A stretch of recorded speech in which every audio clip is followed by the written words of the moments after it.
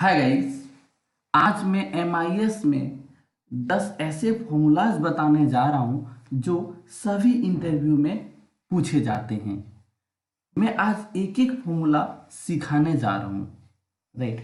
सो इस वीडियो में एंड तक बने रहिए और इस चैनल को अगर आपने सब्सक्राइब नहीं किया है तो अभी कर लीजिए और बेल आइकन को दबा दीजिए। सो चलिए स्टार्ट करते हैं। पहला फॉर्मूला है काउंट ए का मतलब ऑलराउंडर। राइट। सो मैं काउंट करूंगा स्कोर को। राइट। ऑलराउंडर का मतलब कि सभी कैरेक्टर को, numeric, special character and alphabet, ये सभी को काउंट करता है। राइट। इसे कोई काउंटा भी बोलते हैं और मोस्टली लोग काउंट ए बोलते हैं। सो चलिए मैं आपको यूज करके दिखाता हूं। मैं लिखता हूं काउंट ए, फिर मैं ब्रैकेट ओपन करता हूँ, फिर स्कोर को मैं सिलेक्ट करता हूँ, फिर मैं ब्रैकेट क्लोज करता हूँ और फिर मैं प्रेस करता हूँ एंटर। तो आप देखेंगे यहाँ पे काउंट जो है वो 18 आए हैं। ये भी इन्होंने इंक्लूड किया है जो हाइफन है। अगर मैं यहाँ से इसको रिमूव कर देता हूँ तो आप देखेंगे यहाँ पे A1 काउंट घट गया, यानी कि 17 हो गए, पहले यहाँ 18 थे। इसके बाद है सेकेंड क्वेश्चन, काउंट ब्लैंक। ये ब्लैंक सेल को काउंट करता है। सो मैं लिखता हूं काउंट ब्लैंक, मैं ब्रैकेट ओपन करता हूं और मैं इसको सिलेक्ट करता हूं और फिर ब्रैकेट क्लोज करता हूं, फिर मैं एंटर प्रेस करता हूं। तो आप यहां देखेंगे यहाँ पे लिख के आ रहा है 1। 1 का मतलब कि यहाँ पे पूरे इस सेल में, इस कॉलम में एक ही सेल ब्लैंक है। राइट। वो ये 1 लिख के दिखा रहा है। अगर मैं इसको भी यहाँ से या कोई भी नंबर को भी यहाँ से मैं रिमूव करता हूँ तो आप देखेंगे इसका काउंट बढ़ गया और इसके काउंट घट गए, क्योंकि काउंट ए ब्लैंक को काउंट नहीं करता है। राइट। तीसरा फॉर्मूला है काउंट। काउंट क्या करता है? ओनली न्यूमेरिक वैल्यू को काउंट करता है, स्पेशल कैरेक्टर को और अल्फाबेट को ये काउंट नहीं करता है। सो चलिए मैं लिखता हूं काउंट,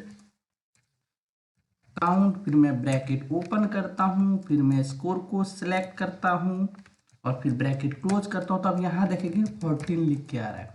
अगर मैं यहाँ कोई ए या बी कुछ सी लिख दूं तो आप देखेंगे इसको ये काउंट नहीं कर रहा है। अब देखेंगे जितना 14 था वही 14 रह गया, ये काउंट आपका इंक्रीज होता चला गया। राइट।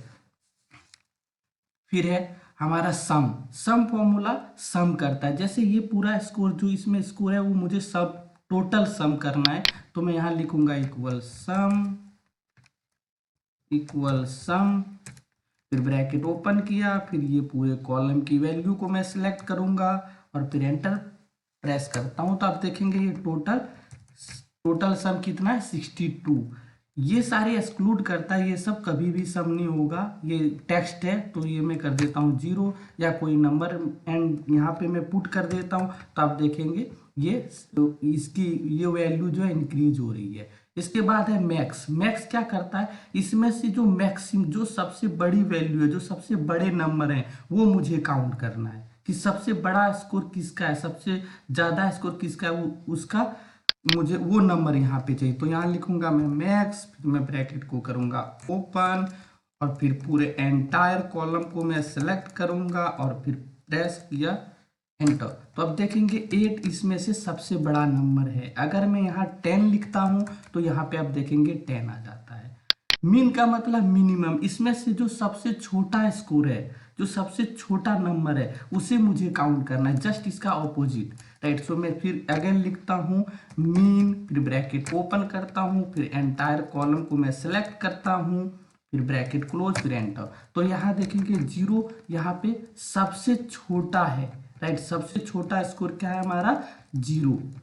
राइट। इसके बाद है एवरेज। एवरेज निकाला जाता है एवरेज के लिए। राइट। ये जो जितने स्कोर आपको यहाँ पे दिख रहे हैं ये सबकी एवरेज क्या होगी, एवरेज मुझे निकालने हैं। तो मैं लिखूंगा एवरेज का फॉर्मूला यूज करूंगा, लिखूंगा एवरेज।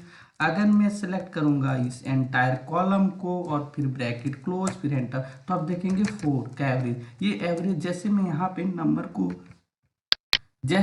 नंबर को चेंज करूंगा तो अब देखेंगे ये चेंज होगी इसकी वैल्यू। यहाँ पे मैं लिखता हूँ 15, तो अब देखेंगे एवरेज 5 हो गया। राइट। इसके बाद यहाँ पे लुकअप, वी लुकअप जो मोस्ट इंपॉर्टेंट है। राइट। सो मैं इस हाउस की जो नेम है इसके अगेंस्ट में मैं निकालना चाहता हूं इसका स्कोर, राइट। सो मैं यहाँ कैसे यूज करूंगा, ध्यान से देखिए।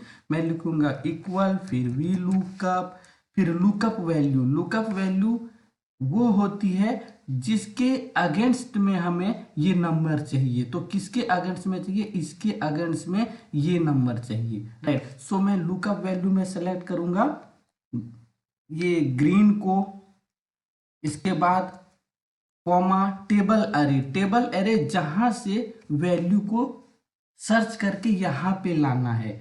तो किसके बेसिस पे इस वैल्यू को मुझे मैच करना, इस वैल्यू को मुझे मैच करना है इस नेम के बेसिस पे, राइट। सो टेबल एरे में मैंने सेलेक्ट किया इस ये हाउस के नेम को, फिर मैंने स्कोर क्या चाहिए यहाँ पे स्कोर। सो मैंने सेलेक्ट किया स्कोर।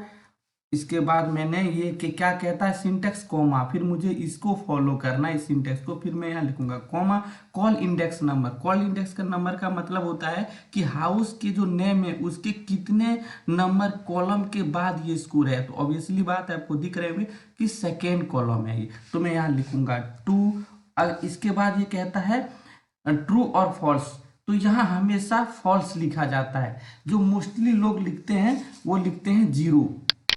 0 का मतलब एग्जैक्ट मैच, यानी कि जो जिसकी वैल्यू है वही हमें चाहिए। उसके लिए या तो फॉल्स लिखिए या तो आप 0 लिखिए, दोनों बोथ आर सिमिलर। तो यहाँ पे मैं लिखता हूँ 0 और फिर क्लोज करता हूँ ब्रैकेट को और फिर एंटर प्रेस करता हूँ। तो आप यहाँ पे देखेंगे वो स्कोर यहाँ पे उठ के आ गए। ग्रीन 7, येलो 1, राइट, सेफ्रॉन आपका 3 और वाइट 7। सो ये स्कोर यहाँ पे उठ के आ गए। इसके बाद कॉनकैटिनेट है। कॉनकैटिनेट एक दूसरे को कंबाइन करने के लिए यूज किया जाता है। जैसे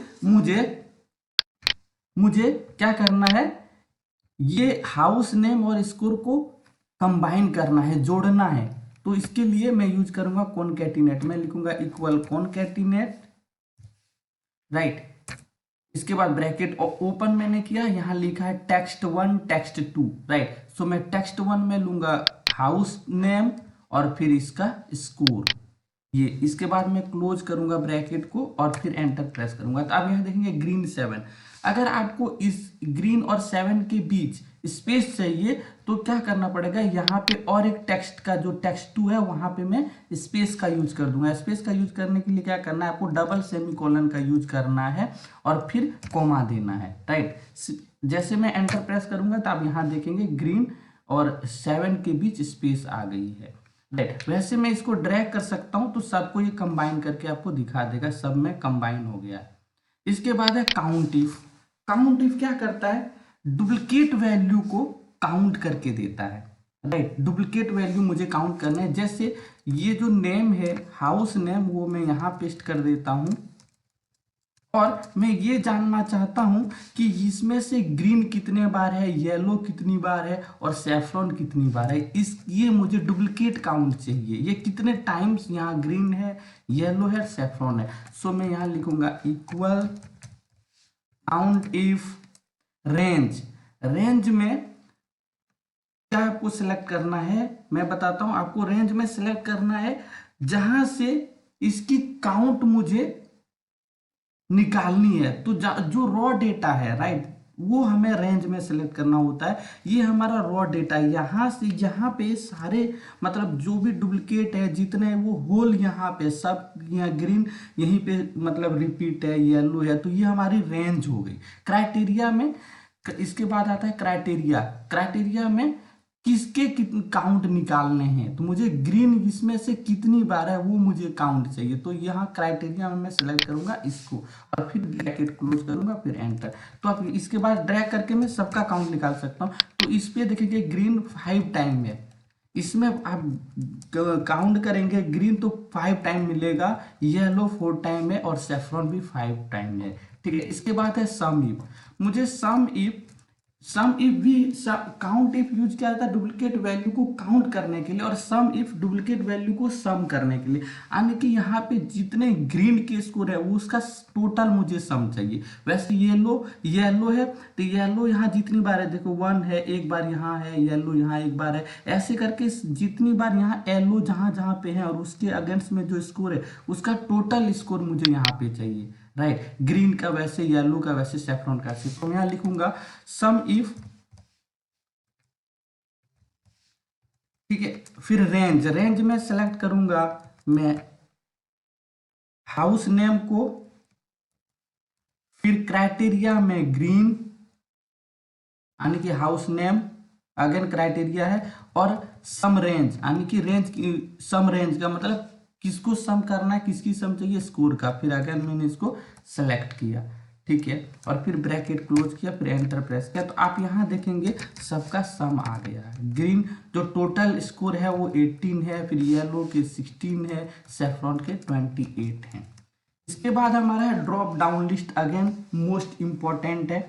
ड्रॉप डाउन लिस्ट को अप्लाई करने के लिए मुझे जाना पड़ेगा डेटा टैब में, डेटा टैब में जाने के बाद मैं वैलिडेशन में जाऊंगा, वैलिडेशन के बाद यहाँ से मैं सेलेक्ट करूंगा लिस्ट, राइट, और मैं सेलेक्ट, सपोज इसका ड्रॉप डाउन मुझे बनाना है तो ये मैं सेलेक्ट किया यहाँ से और फिर मैं ओके किया। तो अब यहाँ देखेंगे यहाँ पे ड्रॉप डाउन लिस्ट बन गया। हम यहाँ से चूज कर सकते हैं जो भी आपको ड्रॉप डाउन में चाहिए। और इसका एक कमाल और है, यहाँ पे अगर मैं इसको पेस्ट कर दूंगा तो आप देखेंगे यहाँ से इस वैल्यू को मैं चेंज भी कर सकता हूँ। लुकअप ऑटोमेटिक इस वैल्यू को यहाँ से उठा रहा है, ठीक है। जैसे मुझे अभी चाहिए वाइट का काउंट यहाँ पे, तो आप देखेंगे वाइट 7 है। अगर मुझे ग्रीन का चाहिए तो आप देखेंगे यहाँ पे वैल्यू चेंज होगी, राइट, ये देखिए, राइट। इसके बाद है कंडीशनल फॉर्मेटिंग। कंडीशनल फॉर्मेटिंग में इसमें मैं उस वैल्यू को ग्रीन करना चाहता हूँ जो ग्रेटर देन 7 है, उसे मैं ग्रीन करना चाहता हूँ। तो मैं इसके लिए जाऊँगा होम टैब में,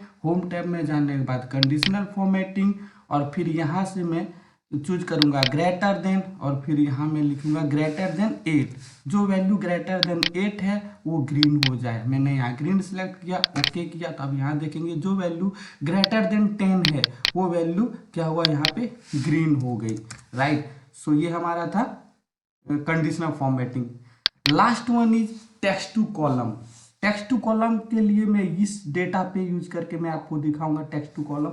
यहाँ पे है फर्स्ट नेम और लास्ट नेम, तो मुझे फर्स्ट नेम इसमें चाहिए और लास्ट नेम इसमें चाहिए, राइट। सो सबसे पहले मैं इसको करूंगा सेलेक्ट, इसके बाद मैं जाऊंगा डेटा में, डेटा में जाने के बाद मैं जाऊंगा टेक्स्ट टू कॉलम, और इसके बाद मैं यहाँ से करूंगा नेक्स्ट। अब यहाँ पे देखिए, यहाँ पे ये जो नेम है, दोनों नेम के बीच क्या है, स्पेस है, तो मैं यहाँ से सेलेक्ट करूंगा स्पेस, और फिर मैं करूंगा नेक्स्ट, और फिर रेंज, मतलब ये डेस्टिनेशन, डेस्टिनेशन में मुझे यहाँ पे चाहिए। सो मैंने फर्स्ट नेम को सिलेक्ट किया, देन फिनिश किया, तो इसके बाद मैं ओके करूंगा। तो अब यहाँ पे देखेंगे ये ऑटोमेटिक ये यहाँ पे सेपरेट कर दिया गया। फर्स्ट में दीपक, लास्ट नेम आपका प्रजापति।